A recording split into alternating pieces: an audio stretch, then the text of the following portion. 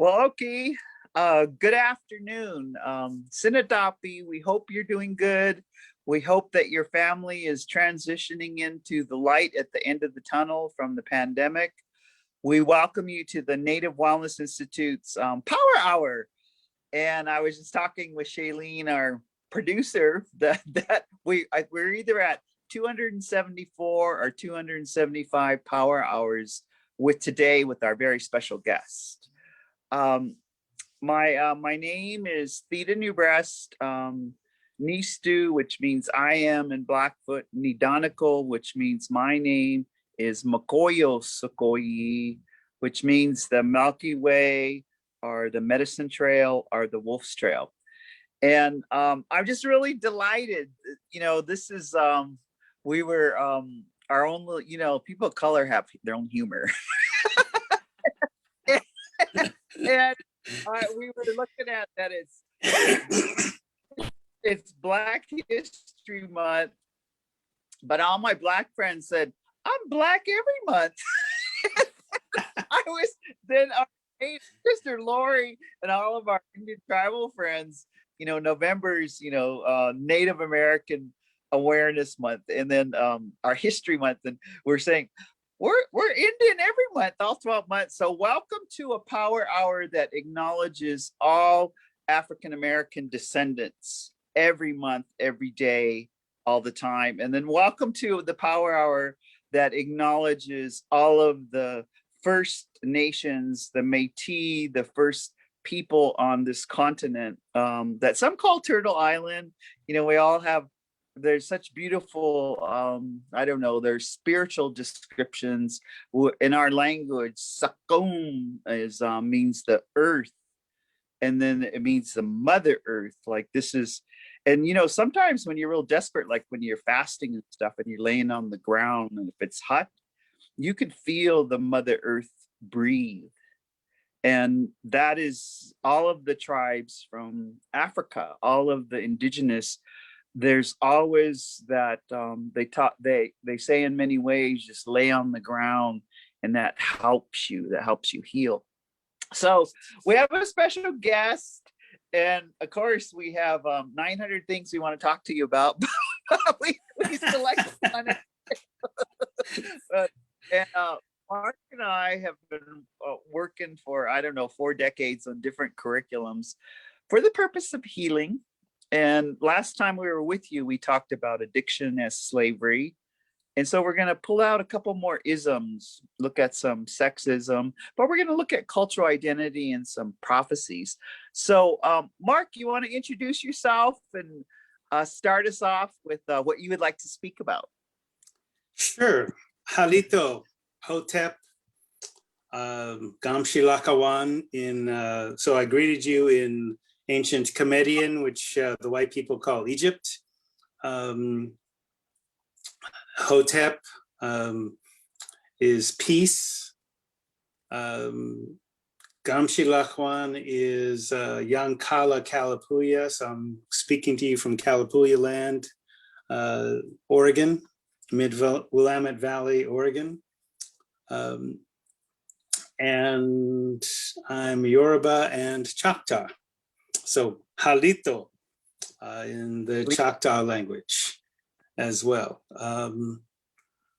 Identify as a Maroon, which is the Taino Nation word for a first generation African native mix, because Africans, as we've been talking about in the other Power Hour, were here way before Columbus. Pyramid builders kick it with other pyramid builders. So we were here in the BC, before the Common Era times, not coming to conquer, not looking for gold, but to trade and be with the people in the land that we called the Circuit of the World, which is the only continent that goes from the North Pole to the South Pole unbroken. And the only way you can know that is by sailing it. So if it was called Tulipitwapakisinep, which means the long-reaching land, or also shortened to Turtle Island, then the circuit of the world kind of works within that same construct. So when we're talking about Black History Month, what that started out with was in the Harlem Renaissance, Carter Woodson, who was an educator, basically wanted to teach other Black educators in segregated schools about, your truer history than the Columbus discovered America narrative, which as applied to Black people means, Black history is slavery. It starts in 1619. So you jump from slavery to Martin Luther King and Rosa Parks, and that's it. And that's all you learn, right? And so history to a people is like memory to a person. And if your history is stolen or concealed, you can be controlled. And that is also part of the addiction is slavery model that also kind of spreads into other isms, as we'll talk about. So Dr. Woodson basically said, okay, we're going to pick a midweek in February, which basically sandwiches the birthdays of Frederick Douglass, another Maroon Black Indian, former slave, former alcoholic, and Lincoln, so that you know the differences between Frederick Douglass and Lincoln. And Lincoln didn't really free the slaves. We freed ourselves with political pressure and open insurrection and escaping into Indian country and, sailing ships and whaling ships and all those other kinds of things. There's lots of different responses to slavery. Lincoln actually wanted to forestall the Civil War by shipping all Black people, all 4 million Black people, to Costa Rica, rather than have the Civil War, right? He says, well, you people and our people can't get together. So we propose, or I propose, the royal white we propose that y'all go to Costa Rica, a land rich in coal. Like, wait, how are we gonna get to Costa Rica? Oh, we'll ship you. You don't have enough ships to send 4 million people. And even one of your generals told you this like four months before he got killed, that look, if we sent all the Black people we could fit on all the ships we control, we can't ship all of them. And the ones that are left are going to repopulate the ones that you took. So Frederick Douglass's response is, look, we've paid for being in this country with blood and labor. And we have fought in every war that America has fought in before there was an America. So no, we ain't going. I mean, if you want to call yourself a patriot because you're willing to die for your country and you want your country back, yeah, it's always been a brown and red continent for 40 to 60,000 years. What do you mean by your country? But okay, so that gets expanded in the 60s to Black History Month. Yes. And many of us are saying, yeah, maybe Black history should be 365, 366 in an election year, so that you also understand, like Lincoln, how far a president can or cannot do. Because Lincoln was, if we were going to use the current idea, Lincoln was like a moderate to conservative Republican. The radical Republicans basically wanted to end slavery. And so these are white people, not just Frederick Douglass. They want to end slavery right now, compensate all Africans for the labor, the free labor that they had in building this country, and teach them to read, give them the vote, and eliminate white supremacy. And those were Republicans, Thaddeus Stevens and Sumner. So that was radical. Yeah, it's a thin line between radical and common sense. thinking that all humans are humans, not 3/5 of a person, Yeah. etc. So rather than let's kind of get into it, because if we think about uh, the isms before racism, and there were isms which are basically organized, systematic systems of discrimination. Yes. Probably the first ism is sexism. There's a, let's see, I'm not sure if it was Cherokee, oh, not Cherokee, Comanche proverb, I think, that a nation is not beaten until all the hearts of its women are on the ground. Diane. Cheyenne, thank you. Diane. Yeah. Yeah. Yeah. And and maybe you could take a pause for a minute, because when we were talking about prophecies, because you're giving us a lot of juicy, big meat historical facts, even with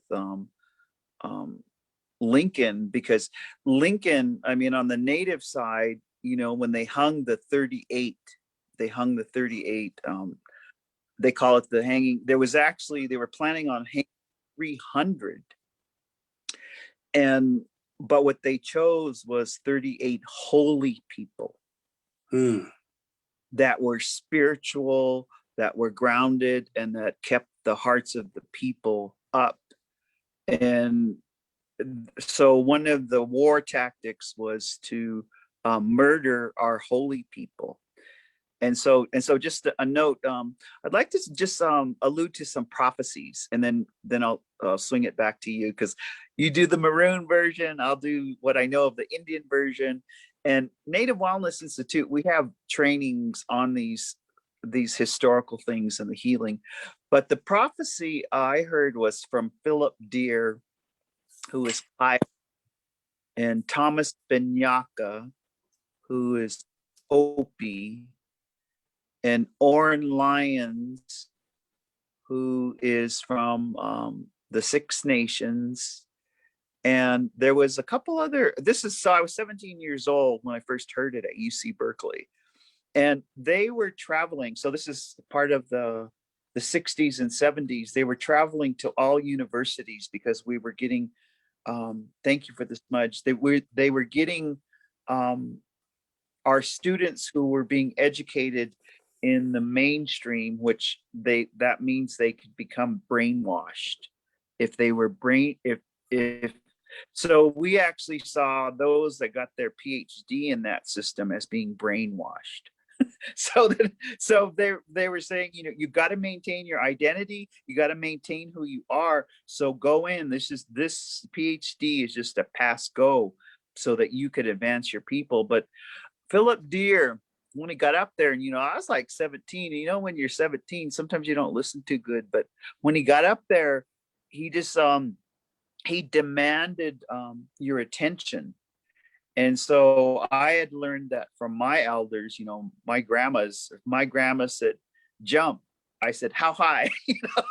So it was like, so I saw this Philip Deere get up there, and and he went into maybe a 20-minute speech about these 4 challenges, and he called them challenges. He said, in the prophecies, we've known this for thousands of years, but now we're interpreting these prophecies. These are the challenges. And he said, in order to get through them and maintain who you are, you have to keep your hair long. And it was a metaphorical you have to keep your hair long, and you have to know your Indian name. But what he was alluding to was a way of life. And so he said the 4 challenges and that will be put before us that could crumble who we are was a black book, was a liquid, was and he called it a song from the outside. It would be songs, and then a deck of cards. And so just in that, a lot of our there's been a lot of dialogue, and we're saying this on Power Hours, so think about that. It could be interpreted as the Bible, It could be interpreted as alcohol. And the song is the prophecy was there'd be a time when we all knew how to sing happy birthday in English, but we didn't even know our own goddamn songs. And I say that firmly because we're supposed to keep those songs. We're supposed to keep that language. We're supposed to keep those things. And it just gives me emotion. And that's the challenge.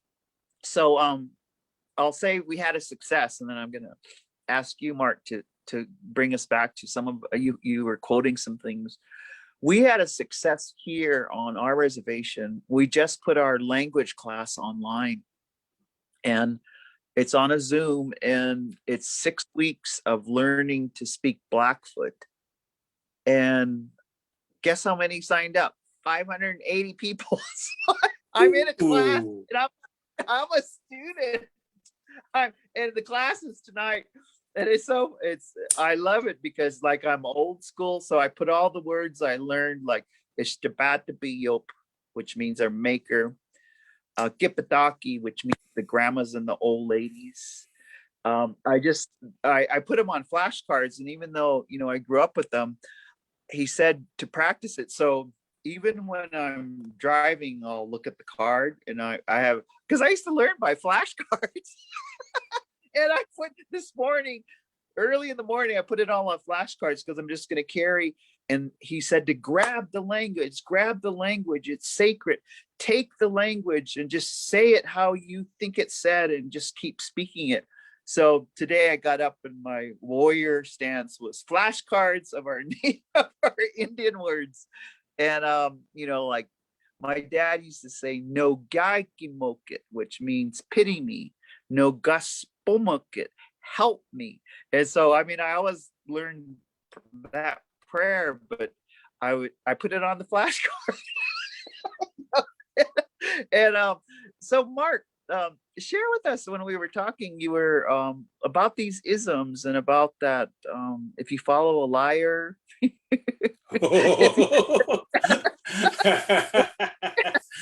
Oh, you want to go there, huh? Well, Okay. I didn't want to Okay. miss that. Yeah, okay. We won't miss it. Just what you just said. Okay. So last time we were talking about that Maslow story where he lived among the Blackfoot Confederacy, essentially culture thieved their wholeness because with his hierarchy of needs and the actualization, and he met actualized people and he wasn't expecting to. And so their response, for example, to racism in Black psychology, or we would call what happened to them by the white store owner as a microaggression, following you around the store and being rude, et cetera, and they made no sign and basically just conducted their business. And then after they left the store, Maslow said, why weren't you angry? That person was rude. And the elders said, they are incomplete people. So that got me to thinking, if the racists are incomplete people, if the sexists are incomplete people, if the classists can't understand the richness that's even in the midst of physical poverty, like you are a complete person already. And culture is basically to make you more complete. And part of that is understanding your history, being able, as was the norm before 1492, multiple languages, multiple songs, multiple understandings of history, and being able and understanding, okay, where power is coming from and who's teaching you. And for most of us, our moms, our women were the first teachers. Mm-hmm. And because they're the first teachers, they're the major culture bearers. They're also the holders of our what we'd call our pharmacology, our drug technology, our spiritual leaders, our medicine people. And therefore, if you were going to be in a situation where there's war, they're going to be attacked first. But you don't even necessarily have to deal with an outside influence. You could actually, I believe that sexism is the first discrimination before racism. And my evidence for that is basically what happened with the patriarch Abraham, who's revered in the Abrahamic religions, Christianity, Judaism, and Islam. And what happened is that there, even in Yeshua's time, who you know by Jesus, there was 200 different sects of Judaism. And some of them were goddess worshipers. Wow. Goddess worshipers, Sadducees, Essenes, et cetera, et cetera, et cetera. So even before that, right, the Kaaba, which in Comedian means Ka is soul, Ba is body. Psychology in the Egyptian sense meant study of the soul. And the soul wears the body like the body wears clothes. And the actual person is the soul. So when we're talking about spiritual, it's a relationship with the soul.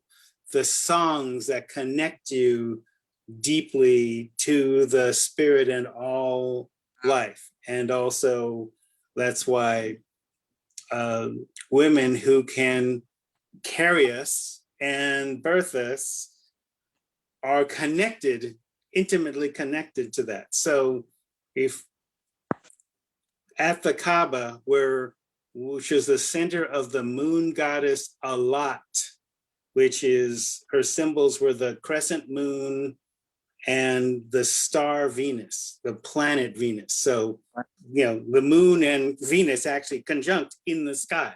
So, and Venus has always long been associated with the sacred feminine, as it has been the moon. So on the Kaaba, there was 99 beautiful names of the goddess. Well, the patriarch Abraham came along several thousand years ago and said, no more goddess worship. We're going to do the 99 beautiful names of Allah, which survive today in Islam as the wazifas. The 99 beautiful names of Allah. So why beautiful names? And how come you have Allah, the nothingness, and Alat, the manifest? Why not have the sacred feminine, as there were in the Comedian religions, as there were in Judaism, as there were in early Christianity, as, you know, all of our traditional spirituality has a sacred feminine, until that began to be suppressed. So the beginning of patriarchy, we could say, is 5,000 years ago, and it's among people of color. So there's no quote unquote racism as we know it today. So part of when you were talking about those 4 tests, and thank you for correcting that memory. Yes. From a Maroon perspective, those are Trojan horses. That is weapons disguised as a gift. And there were Black people at Troy. So we knew this trick, basically. And this is where the phrase, beware of Greeks bearing gifts. So African people were defending the city of Troy, right? When the Greeks brought the Trojan, and the Greeks couldn't breach the walls of Troy. So the only way for them to win was use trickery and a weapon, which is a wooden horse filled with Greek soldiers that got brought into the city. And then at night, they breached the walls when everybody was asleep. So the Bible, the bottle, the casino, and the song, right? So if part of colonization is we need to attack your women, we need to attack your spirituality because those hold your identity, and teach you to pray not in your way, but in our way. And that's like weaponized Christianity, white supremacist Christianity in English, not in its original language, Aramaic, because when you see it in Aramaic, it's nature-based, feminine-centered, egalitarian in terms of, cultural, spiritual richness, not poverty, taking care of people, feeding people that are less fortunate than you, taking care of them because your family, like which of your elders or your children would you let starve or be homeless? Okay, that's an indigenous value, whether it's indigenous African or indigenous native here in Turtle Island, right? It's not socialism. That's an idea that white people, again, stole from us and then put a new label on it. And then it becomes a pejorative. And so it's difficult then, part of our cultural recovery has to be reclaiming some of those and then redoing them for this particular time, understanding what was done and then not doing it in turn. Because when we talk about sexism, raping women, selling them into sexual slavery, that didn't just happen to people of color, that happened to white people. And they erased that as their history. When I talk about this book, The History of White People, written by a Black woman from Princeton, and she says, our blonde-haired, blue-eyed standard of beauty, that came from sexual slavery. That came from Slavic Russian women, blonde hair and blue-eyed, being sold by white people to the harems of the rich Black guys who controlled the spice trade. Yes. And Mark, too, just kind of a story of the ism, and just like what you said to the spice trade. Here in Montana, there's Fort Benton, and this was the first like white fort for trade, and it brought in the first outsiders that we visibly seen.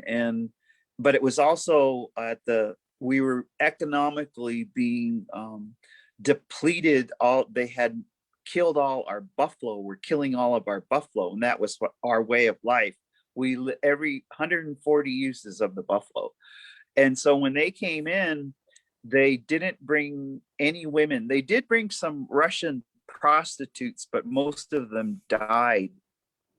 And so what they started to trade as we were starving, as they would, at the fort, they would ask for Blackfeet women.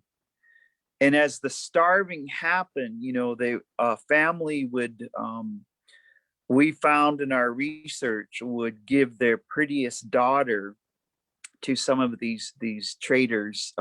They would have entertainment night where they would have 7-course meals and give this young woman that they would gift to them food to take back to the family. And that's sex trafficking, but that was the sacrifice, because otherwise they'd starve to death. And so that ism, and I'm saying it, and we're healing from it. Still, we're healing in 2021 with Deb Holland today. Today. And I'll say, because that ism has taken some time to heal, where our women are confident, our women have high self-esteem, their hearts aren't on the ground. And and it's we talked about white women have to break the glass ceiling, but Native women have to break the buckskin ceiling. And that buckskin is kind of and that means Native men supporting Native women, not just crossing their arms, nothing. Right. When you just cross your arms, at us and say nothing, that doesn't feel very supportive. So Yes. part of the healing is, and so I just say, all of our Indian men on your social media platforms, on your tweets, on your Instagram, on your Facebooks, support Deb Haaland. Us pray for Deb Haaland. You know, just imagine Deb Haaland surrounded by all of our maroon, all of our maroon men, all of our Black Indian men, all of our Native men, just surrounding her, protecting her, praying for her. Bam, things are going to change the next couple days. You know? So yeah, with, not just I mean, just crossing your arm, but actually using your words as weapons, because words have been used as weapons against us. yes, yes. So let's talk some, you know, example. I want you to. You were reading that. Octavia Butler. If you're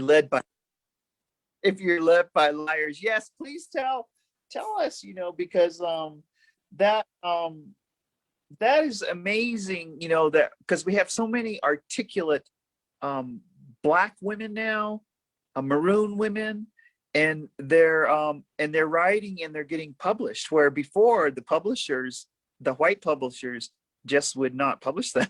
Right, right. And yeah, there was, so this week, both on Democracy Now! And also on NPR, Throughline, and also quoted on the news, they were talking about Octavia. Octavia is was a two-spirit woman, lesbian, Black woman, who was the first Black woman to win both the Hugo and Nebula Awards for science fiction, like the Oscars for science fiction. All of her characters are Black women in extraordinary circumstances. And so it's not so much about, you know, robots and computers and technology. It's about human cross-cultural interactions with aliens. What does it mean to be human if the aliens save you? And so the quote that I'm reading from was her quote from one of her books, The Parable of the Talents, which is the sequel to Parable of the Sowers. And just to set it up, 16-year-old Black woman living in just north of Los Angeles. And even though Octavia is writing this in 93, the time is set in 2024, like 3 years from now. Yeah. And so basically she said, look, I'm not writing science fiction. This is like all this stuff, all these disasters are happening now. You know, the whole climate change piece, the racism piece, the president's talking about, you know, make America great again. All those kinds of things. She said you could be talking about now. So this quote, choose your leaders with wisdom and forethought. To be led by a coward is to be controlled by all that the coward fears. To be led by a fool is to be led by the opportunists who control the fool. To be led by a thief is to offer up your most precious treasures to be stolen. To be led by a liar is to ask to be lied to. To be led by a tyrant is to sell yourself and those you love into slavery. Woo! Woo! And this is 93. This is before, you know, 45 as president. Right. Wow. And you know, just wow. I mean, you know, like Mark, just hearing it again, part of, you know, I have to come from the healing perspective. We have to read that, and she, you know, it's her prophecies, 93, and even though she's talking in 2024, we've been warned, we've been told, we have by been our warned. ancestors. By our ancestors And so part of our healing is just to really pay attention to what our ancestors were saying. And, and Leonard Bastine, that was teaching our language class, he was saying, the first thing we have to learn and reclaim is how to pray. Yes. It isn't about learning colors and the numbers. And so he's teaching us a Stapatapi Yop, which means the source of life, the maker of life, the sacredness of life that follows your entire life. That just to say that prayer and to ask Stapatapi Yop for pity, no Gaki Moket, to ask just Stapatapi for help, Spomokit, to humble ourselves and ask for help. And so it's almost like a philosophy of living. Yes. And you talked about, from incomplete to complete. So part of our healing is there's got to be some education of all these racists. Part of it in us, in us too, the lateral oppression, the healing, so that we aren't doing what the oppressor's doing by hurting Indian, Black hurting Yes. Black. That is the healing focus, I would say, for us today, to begin to look at that cultural identity. And, and I think the blessings of this pandemic, because I see it as a blessing, has really brought us down to core human indigenous values of that things go better when you take care of your neighbor. things go better if you communicate with your neighbor. Things go, and I mean, just like everyone's wishing. I see, especially our old people and our young people, they go, I just want to hug my grandson. I just want to hug my granddaughter. I just want to hug, because like coming from that, it was a NWI, we're always hugging. We're hugging, everyone's hugging. We're always, it's a joyful time. We're dancing, we're singing, there's always movement, there's always laughter, there's always teasing stories. That's what everyone wants again. And we recreated some of it on Zoom and Facebook, but we're just looking forward to that again. So what do you think about this healing part? I mean, because like, look at Sister with that 93. Okay. What do you think about, this getting complete? Well, there's I teach in my class about, there's two, and we also taught this in the IM, there's two, the Institute for African American Mobilization, and also some of it slipped over into the GONA, but was thrown out by the colonizers. But okay, we still have it, we still preserve it. The idea about going back to the roots of the Black book before it was Black, or when it was Black by African people in African languages, where when Yeshua said, pray in my name, in his language, it doesn't mean to say words, it's to sit down, breathe, and shut up. Listen. Which is in line with the Shishindi or Apache concept of silence isn't a place where there's no sound, it's a place you go to listen, right? You breathe deep, you calm yourself, you connect yourself. As a complete person, you're always connected, and any kind of separation is an illusion.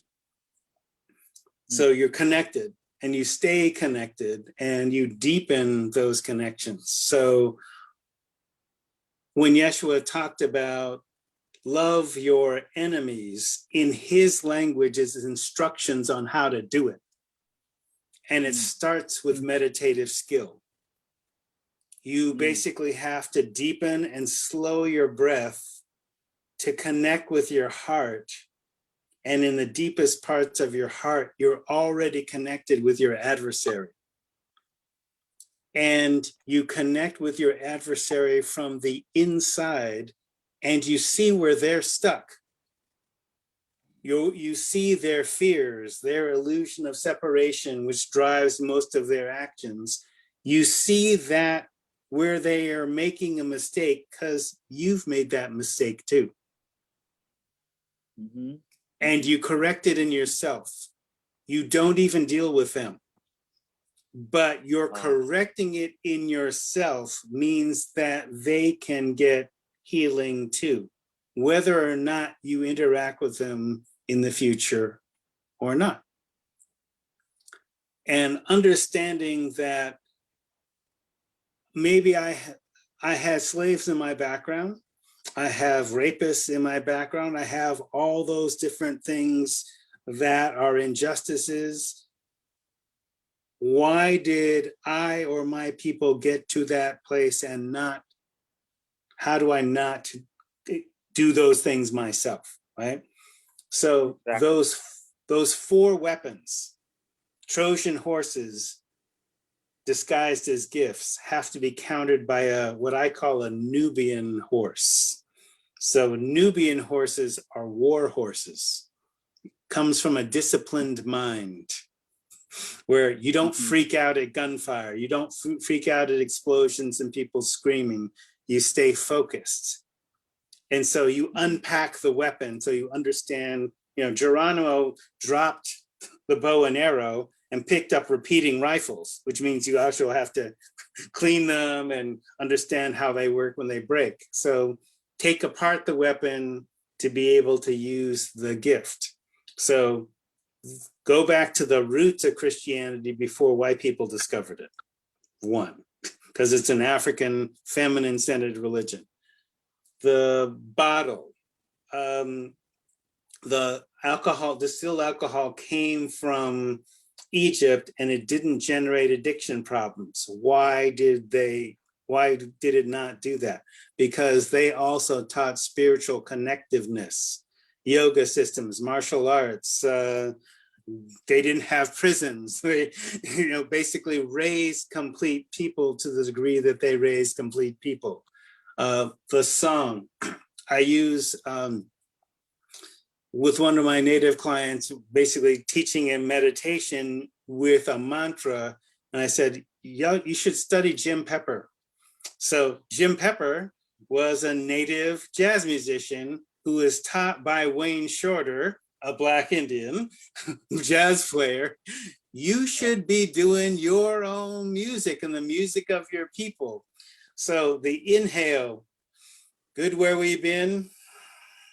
Exhale, good where we're going to. Yeah. Good where we've been and where we're going. Good where we've been and where we're going. And then he breaks into his folks' language along with that while playing the saxophone. I mean, so way cool. The casino, so the cards originated in Kemet, Egypt. They were the tarot deck.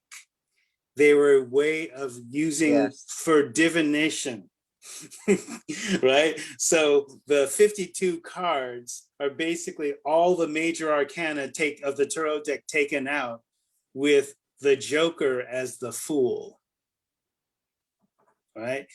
And so, right? So understanding that this was a way of also connecting, kind of seeing the future, reading the now, using symbolic imagery, and basically, okay, this is what I need to know going forward.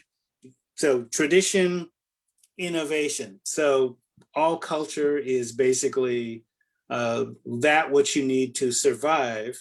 And if you come up to a situation where you haven't seen something and you apply an innovation and it works, the innovation becomes tradition.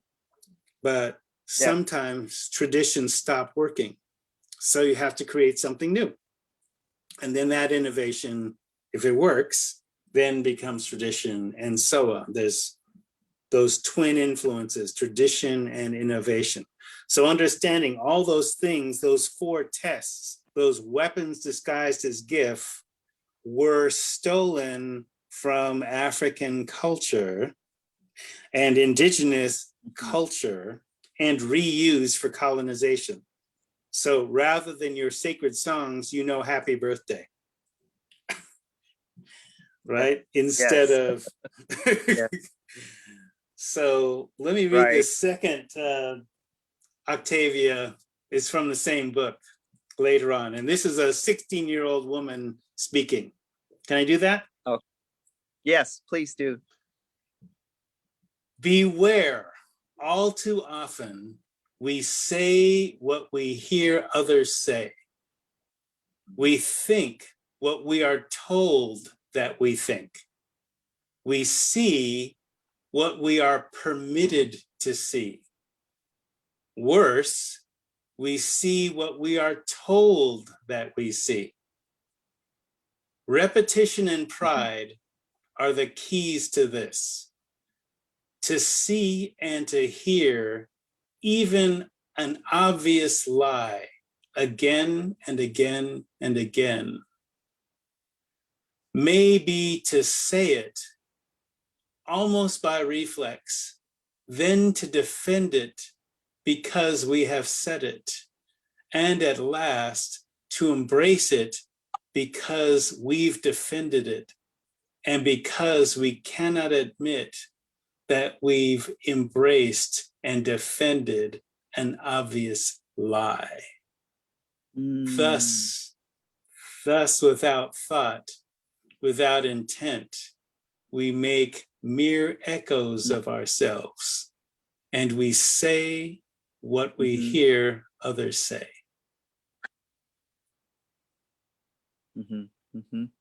And, you know, just even as I'm just letting those words sink into my heart, and then how do you undo that? And, you know, and I just think about Roger Prairie Chicken. He always takes his hand and he says, we're given about 100 years that we'll be in this physical body. We're always alive from birth to 25 years old, for 50 to 75 and 100. That the way that we undo and become complete is we go through rites of passage. And in each, like for us, our first rite of passage is to get our Indian name, but there's many rites of passage. Like one, you know, another rite of passage for men and women is when you lose your first parent. That it's actually, that's really when you have to do your healing with your peer group who has already lost a parent, and then they help you go through that grieving and loss. That's a rite of passage. A rite of, we know the boy to manhood, girl to womanhood, but there's these other rites of passage, and I think we're in a rite of passage right now. Definitely. This pandemic is a rite of passage for transforming to, we're forgiving each other, we're having more compassion, and we're also getting pissed off about a few things, and that's good. Anger is good, but it's just what you do with it. Use that anger productively. And so you look at these rites of passage, and, you know, Mark, you know, it's been such a good thing. I mean, this is part 3. We've been doing this is our 3rd hour. Thank you for coming on Native Wellness Institute Power Hour. You know, so I want to kind of give you some wrap up time of this hour, but these rites of passage, we, in order to recover, in order to reclaim, and in order to heal, we have to bring back old rites of passage ceremonies, and we have to invent, because you started off, we progressed, we transformed with what was brought into our world. We should all you know, have a rite of passage, like when you get your 2 shots. I had my 2 shots last Friday. We should start songs. We should start telling stories. It's celebratory time, because we're turning a corner, and we learn so much being in our bubble. I think our unconditional ability to love and our unconditional love, our hearts are open. Our hearts are, we have that. So we have ability to forgive and move into this, this next civil rights, this next social justice. Yeah. So because I was sitting there this morning saying prayers and just ask myself, have I healed? What parts of me still break? Just like pitiful, really saying my prayers. Say, what others? Thy will be done, but Creator, can you just show me what else I need to work on? Because I feel like I'm not done, and I don't think a lot of, the people who come to Power Hour want to heal, want to have joy, want to have happiness, want to, be thrilled to be alive, not scared to be alive, thrilled to be alive. And so in our remaining time, we brought you on as a Maroon to look at Black Indians and to look at these histories. What kinds of things can you say to our listeners out there that would help us heal, but that we need to remind ourselves to pay attention to this history? What else would you like to say, Mark? Not only pay attention to the history, but understand that you're a part of it and you can also change it. Because understanding that, as Reagan said, mistakes were made. And understanding that might have been the best you could do then, but we know better now, and maybe I can do better going forward and not make those same mistakes over and over, because that's just like what they say in the recovery movement, insanity is doing the same thing over and over, expecting different results. You're making those same mistakes, and maybe you need a different way that's more complete. So part of recovering the history is seeing that the things that are happening now had their roots in the past, but can be changed for the future. There was a student that asked me, so this guy Jesus was like a magic sky wizard. No. That's not what I said, but I will say this. He was a guy born of a single parent mother who probably gotten sexually assaulted and had him. But he was adopted by Joseph, his father, but he was ostracized from his main religion, Judaism. So he basically took parts from Judaism and crafted something different. And that something different was a way of liberation from Roman oppression. And so you connect to the spirit that is nature, that is your breath. You feed people, you heal people, you show people how to be healing by being healing yourself. And they'll probably kill you for it. But you still do it anyway, right? And so that's part of the message, is understanding this is a response to oppression by someone who was oppressed and then killed for freeing people.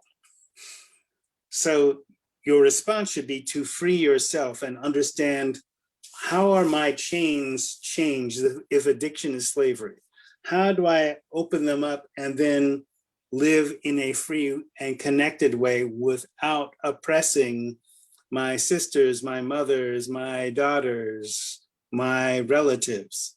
And everybody's my relative, and I should treat them like that by bringing peace to myself and then spreading that peace. When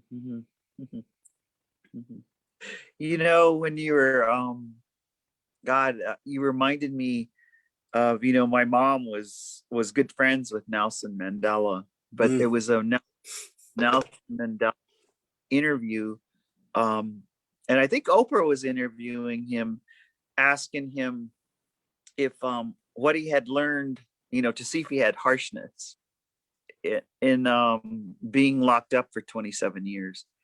And so he reflected and he told her, he said, I one of the greatest gifts I got being in prison for 27 years is I got to know myself.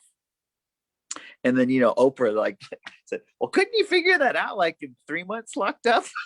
Not 27 years. So he said, no, it took me that 27 years to get to, like what you were saying, to be calm, to be appreciate. If you're free in your heart, if you're free in your mind, you are free. Right. And they might have some bars around you, but he actually got to know himself and got freedom and learned that, because during this pandemic, some of us out there might have felt isolated, or like we were locked up, we didn't get to do the normal stuff, but you were actually given the time so that you could free yourself in your mind, body, and spirit. Yes. And that was, when on the floor this morning, it made me cry at that time, because I am free. Yeah. We're doing a goddamn power hour for we're sitting here and a Maroon is speaking freely and I'm speaking freely, and we're trying to plant seeds so that all our BIPOC, our people of color, can begin to self-actualize and know themselves and heal and take all of that and be wild and free. It's interesting that you mentioned Nelson, because part of the apartheid movement was this group that expressed their freedom by singing, and they were sentenced to death and killed, and they went to their deaths singing. And this is while Mandela was in prison. So they were, so you get killed for singing songs of freedom in apartheid. So you can see that strategy of colonization is replacing your sacred songs with their secular songs and making you think that that's okay. Yes. And your expression of your spirit, singing, like there's a Shona proverb, if you can talk, you can sing. If you can walk, you can dance. Yes, yes. And that's part of your freedom. And that's part of your freedom. And I hear Wilbur Fish's voice. He's one of our herbalists. He said, when you dream about a plant, or if you dream about a song, and he said, you'll always remember it, and you start that relationship with the plant or the song. And I, in my own life, just my own experience, I've only dreamt 2 songs, a calling song that Muffet Little Dog used to sing. And then I dreamt another attached to a Blue Thunder teepee, and it's a prayer song that can bring on weather. And I can start those songs. And so this dreaming, so as we're ending, pay attention to your dreams. Because boy, we've been dreaming up a storm during this pandemic. They'll guide you. Your dreams will guide you. And when you smudge, thanks for lighting the smudge, Mark, because that it's good for our men to light the medicine. And pay attention to your dreams, your awake dreams and your sleeping dreams, because in those rites of passage, when you get to know your subconscious through your dreams, that's when you're really free. That's when you're really free. It talking to you through the dreams, because all of that noise that we get suppressed with, we don't hear what our dreams are telling us. So that's so any last words in 30 seconds, like yeah, right. White people do that. Well, let's just stay out for 3 hours, Anger has to be turned into pearls of wisdom. So you take the thing that made you irritated and angry, you coat it with your inner juices, and make it into a thing of beauty. And you don't share it with anyone unless they can help you heal your pain, or they have similar pains and you can teach them. So that's what Yeshua meant by do not cast your pearls before swine. Ah, oh, thank you, Mark. Thank you for the last hour. We have a YouTube, Native Wellness Institute YouTube. We have our regular page, our regular site that you can go to www.nativewellness.com. We also have this Facebook page, and where you can see all 274 power hours, and they're free, and they're are offering. The Noise Foundation is funding us. They are offering to do healing during this stay-at-home time. So thank you, Mark. We look forward to when we get to come Thank over you, to Theda. and see you and hug you. So we give cyber hugs to everyone out there. We send you all of our love and all of our respect. And we're going to say, kita kito matsuno. It means see you later, because we never say goodbye. Kita kito matsuno. Tuananana, which means I'll see you later in Kiswahili. Shta you, which means stay strong in Shakta. Ah, I like that. Stay strong. We'll see you guys later. Kita kita matsuno.